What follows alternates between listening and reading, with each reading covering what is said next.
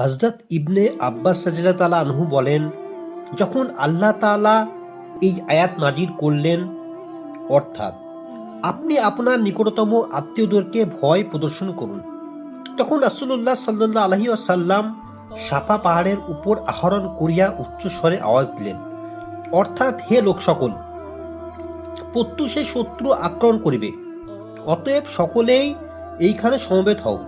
সুতরাং সমস্ত লোক তাহার নিকট সমবেত হইল।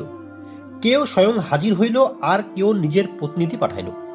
অতঃপর তিনি এরশাদ করিলেন, হে বনু আব্দুল মুতাল্লিব, বনু ফিহির, হে অমুক গোত্র, হে অমুক গোত্র, বলো দেখি, যদি আমি তোমাদিগকে এই সংবাদ দিই যে এই পাহাড়ের পাদদেশে ঘোড়সরদের এক সৈন্য দল অপেক্ষমান রহিয়াছে, যাহারা তোমাদের উপর আক্রমণ করিতে চাইতেছে, তবে কি তোমরা আমাকে সত্যবাদী মানিয়া লইবে? সকলে বলিল, হা।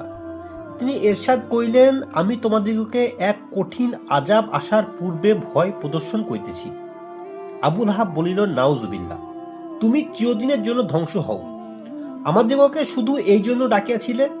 ইহার উপর আল্লাহ তাআলার সূরা লাহাব নাজিল করিলেন, যাহাতে আল্লাহ তাআলা বলিয়াছে, হে আবু লাহাবের উভয় হাত ধ্বংস হোক এবং সে ধ্বংস হোক।